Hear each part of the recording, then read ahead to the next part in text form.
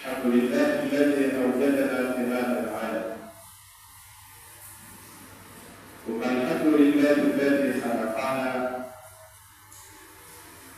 وأوجدنا في هذا العالم. والصلاة والسلام على سيدنا محمد صلى الله عليه وسلم الذي قال: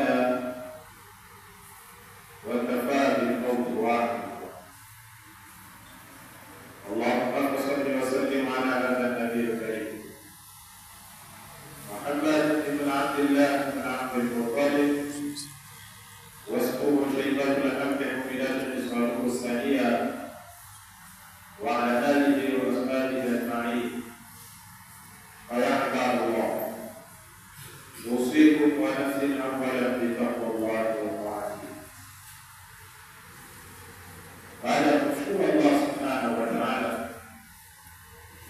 kwa maana ameniumba mimi pamoja nanyi mnaonisikiliza, na ametuweka katika udongo huu wa ardhi, lengo na makusudio ili sisi kuwepo katika udongo huu wa ardhi ni kumcha Allah subhanahu wa ta'ala.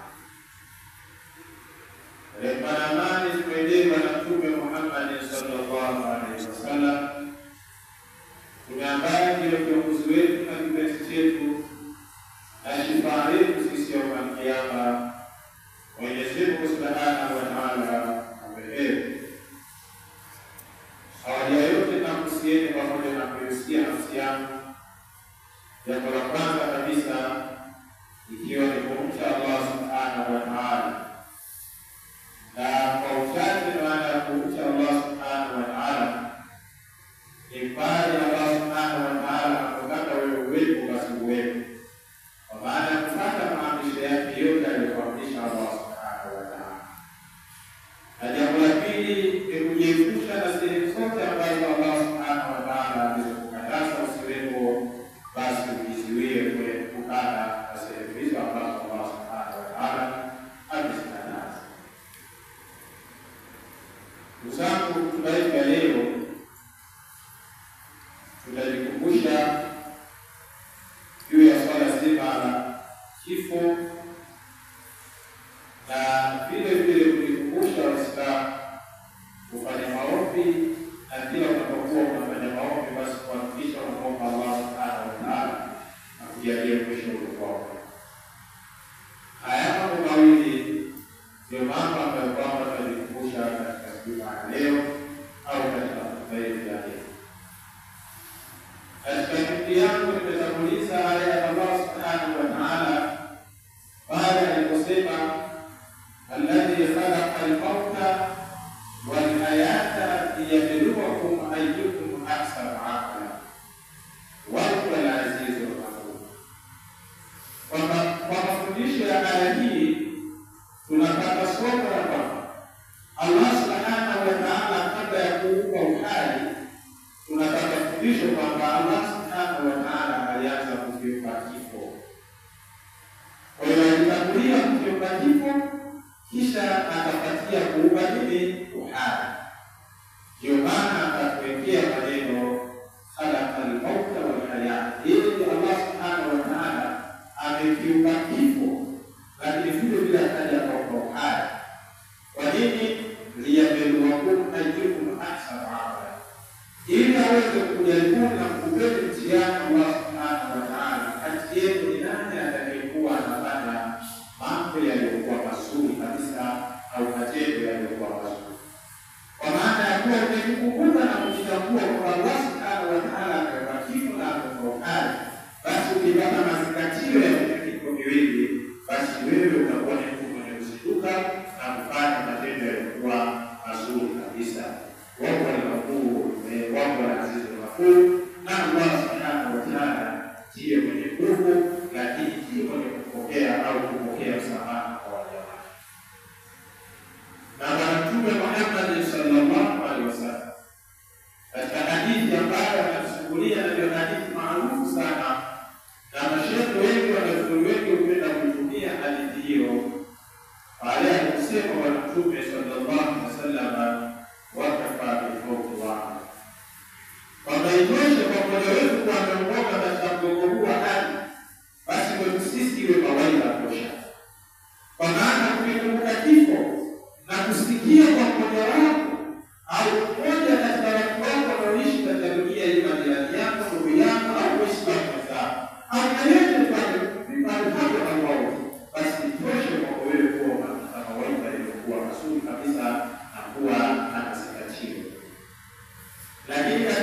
hii ya leo watu tunaishi na kukumbuka kifo.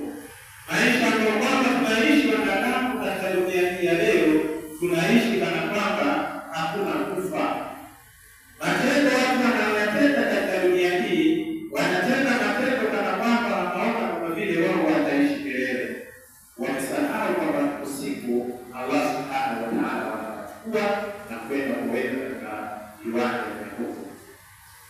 Ndio maana katika aya Allah subhanahu wa ta'ala anasema wa aqimu salata wa atu wattaqu wa huwa alladhi ilayhi tuhsharun. Allah subhanahu wa ta'ala anasema tusimamishe sala, tuhakikishe baada ya sala tano tunasimama hapo ipasavyo. Kila mtu hakikishe anasali kama Allah subhanahu wa ta'ala anataka. Wattaqu, na tumche Allah subhanahu wa ta'ala. Tumwombe Allah subhanahu wa ta'ala, lakini tukue wema alladhi ilayhi tuhsharun. Kwa sababu yeye Allah subhanahu wa ta'ala ujue tutamsali kwa siku hiyo. Kama tutakuwa kwamba kuna kufa na baada ya kufa tutamsali katika viwanja vya huko. Leo hii watu kifo wamesahau na wameafrikana. Bwana Mtume Muhammad sallallahu alaihi wasallam katika wakati wake wa mwisho wa kutolewa roho, anapigiwa roho katika mlango wake katika nyumba yake, na malaika wa roho anaingia kule anamkaribisha na kumkaribisha na akamtambua kwa huyu mfalme. Amekuja leo kuja kuchukua roho yake. Lakini masikitiko yake yalikuwa makubwa kwa Mtume Muhammad sallallahu alaihi wasallam. Cha kwanza kabisa alianza kuuliza rafiki yake mbele. Leo hii nakupa roho rafiki, simuone rafiki yangu. Yuko wapi rafiki yangu? Anajibiwa na malakul maut, anaambiwa kwamba rafiki yako yuko anapata sofu ya malaika kwa ajili ya kuipokea roho yako leo kipete cha Allah subhanahu wa ta'ala. Kwa maana alikuwa rafiki wa Mtume Muhammad sallallahu alaihi wasallam na malaika Jibril. Kwa hiyo wakati Mtume sallallahu alaihi wasallam anaelekea kutolewa roho yake, yeye alikuwa katika kazi ya kupanga safu malaika kwa ajili ya kuipokea roho ya Mtume Muhammad sallallahu alaihi wasallam. Tujiulize tu na wewe, kwa maisha haya ambayo tunaishi na matendo ambayo kwamba tunayotenda, je, tuna watu gani ambao wanaangaliwa au malaika gani wanaangaliwa kwa ajili ya kutuombea dua sisi wakati wa kutolewa roho au kuipokea roho? Kutokana na matendo ambayo kwamba sisi tunayafanya katika dunia, tunamuomba sana Allah subhanahu wa ta'ala. Na mwisho maandalizi alipokea Bwana Mtume Muhammad sallallahu alaihi wasallam, alishikia pamoja na ujumbe kutoka kwa Allah subhanahu wa ta'ala na kumwambia aishi mashita fataka majibu wa amal mashita fataka majibu wa bimu mashita fataka kufakiru. Haya maneno ambayo pia yalikuwa yakifariki Bwana Mtume Muhammad sallallahu alaihi wasallam, kwa sababu aliulizwa vipi tukuhakikishie tuje tumchukue roho yako wakati mwingine. Malaika anamuuliza Bwana Mtume sallallahu alaihi wasallam, lakini kabla hajajibu Bwana Mtume sallallahu alaihi wasallam, malaika Jibril anasomea maneno haya ya Allah subhanahu wa ta'ala, kwamba Allah subhanahu wa ta'ala anasema aishi mashita fataka majibu. Ishi wewe Muhammad unavyoishi, basi ujue ipo siku lazima wewe utakuwa umekufa. Wa amal mashita fataka majibu, lakini utatenda utakalotenda, ufanye utakapofanya katika kuongoza hali, basi ujue kile utakachofanya utalipwa nacho. Lakini atakiwa tena wapi mashita fataka majibu, na upendo utakapopenda penda kila kitu katika dunia hii utakachokipenda wewe kama utakavyo, basi ujue ipo siku utatengana navyo kwa vitu ambavyo utakupenda. Bwana Mtume sallallahu alaihi wasallam alisomewa haya ya kufariki, akasema hakuna maana yoyote ya kuendelea kuishi milele katika dunia hii. Hakuna maana yoyote isipokuwa mtu atakayeishi hapa ajue ya kwamba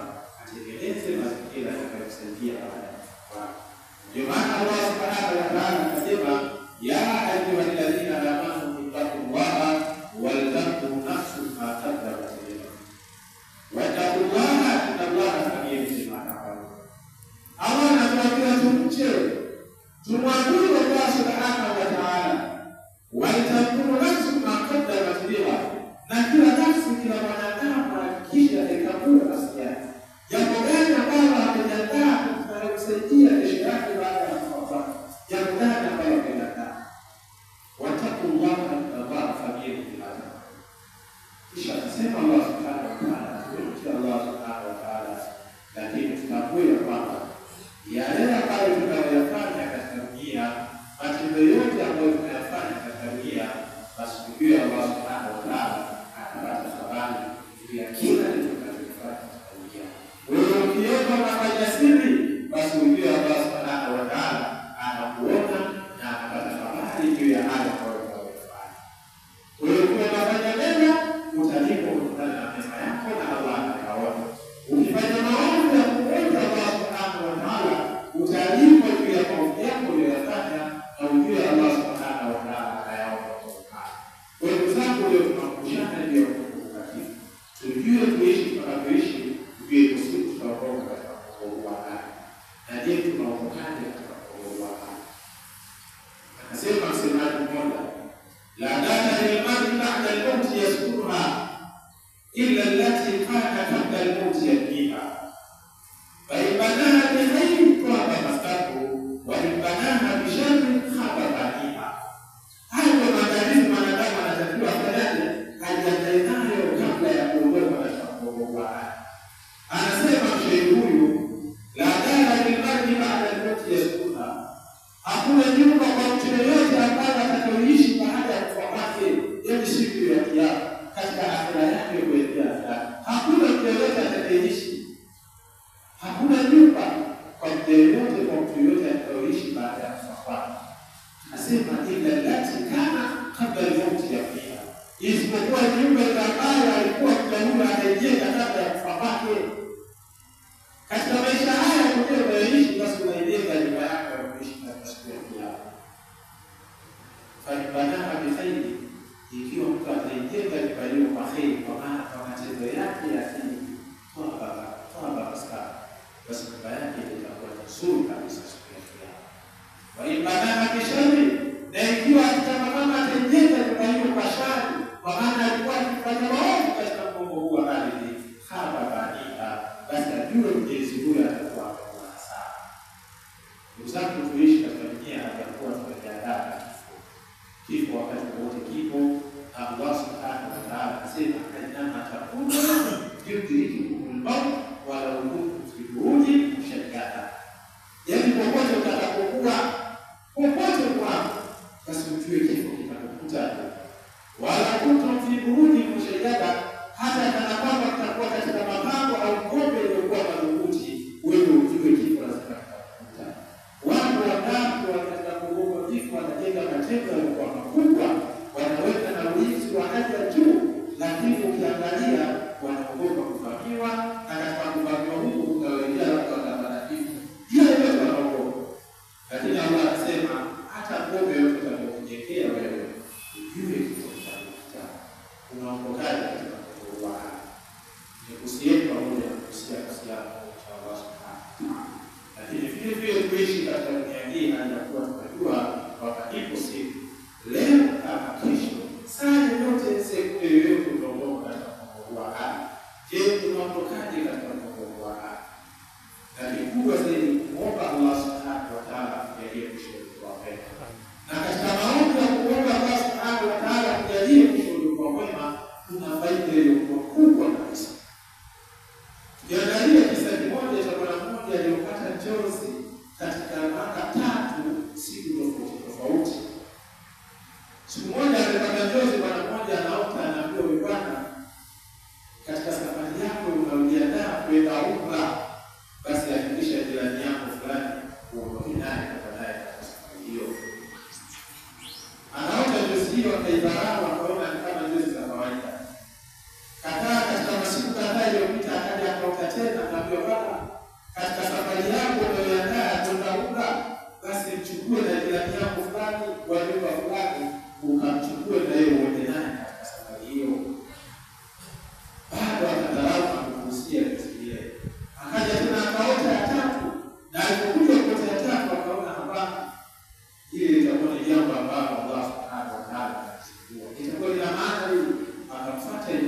msikiti na kumwambia na kumwelezea kusikiliza wote. Na akamwambia mimi naota na kuona wewe Bwana ni jirani yangu sawa, lakini sina ukaribu naye. Yaani hata kuongea naye hivi mara kwa mara huwa anaongea. Yaani sina ukaribu naye kivile. Sasa napata chozi na mjua nimchukue wewe Bwana niende naye katika safari ya wokovu. Lakini muandalie mimi kila kitu nikiandae mimi kuelekea naye katika safari hiyo. Imamu akamshauri akamwambia nenda afuatilie na ukaokoe. Basi akafanya safari na kwenda katika ile agoga hatimaye akamkuta mke wake na akamhadithia na kumwambia. Alichojibiwa na mke wake anamwambia, bwana mke wangu mimi toka amenioa sijawahi kumwona anaingia msikitini wala anatoa sadaka au anafanya jambo lolote lililokuwa la heri. Sijawahi kumwona. Yeye na mashuhudi yake.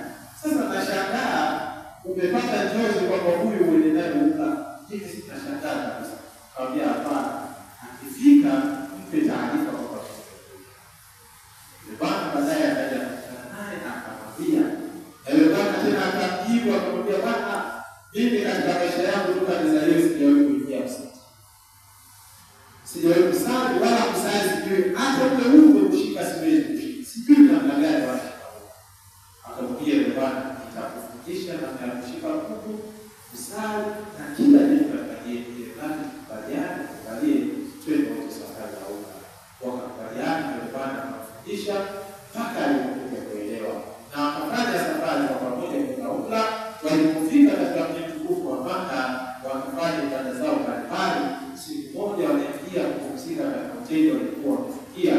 Yule bwana akaona kama kijana kupumzika. Akapambana kama kupumzika. Naomba mimi ibada zangu zikakeshe pale kama. Yule bwana akaondoka usiku. Yule bwana kahala ikaenda kufanya ibada zake pale kwa kushukuru Bwana. Watu wanaenda kwa wiki kufanya ibada. Yule bwana anashukuru pale pale. Bwana anaamka asubuhi mbona hayupo aonekana. Wakaenda msikitini wanakuta watu wamesimama mbele wasubiria labda atashuka kwenda kumwangalia pale. Wanakuta yule bwana akaenda amekaa huko. Akufa akiwa katika sita. Kwa hiyo baada ya kurudi alirudi kwenda kumuuliza mke wake na huyu bwana, imetokea moja mbili tatu, naomba uniambie huyu itakuwa kuna jambo kubwa alikuwa akifanya jambo gani? Kikamwambia mimi sijawahi kumwona na jambo lolote la heri akifanya wako. Isipokuwa nilikuwa namuona kila mwezi anamtembelea kikongwe mmoja, yuko mkubwa kwa kikongwe sana, alikuwa anamtembelea kila mwezi. Akasema hapana, nikutanishe na yule mkubwa. Akamkutanisha na yule mkubwa na kumaliza na kuelezea dhidi ya Bwana. Akamwambia Bwana sioni jambo lilikuwa kubwa alikuwa akifanya, isipokuwa alikuwa akifanya kazi. Mshahara wake mkubwa alikuwa akipata, basi anagawa nusu ya mshahara anampelekea yule mkubwa kwa ajili ya mahitaji. Alikuwa hata uwezo. Kwa hiyo maisha yake alikuwa asali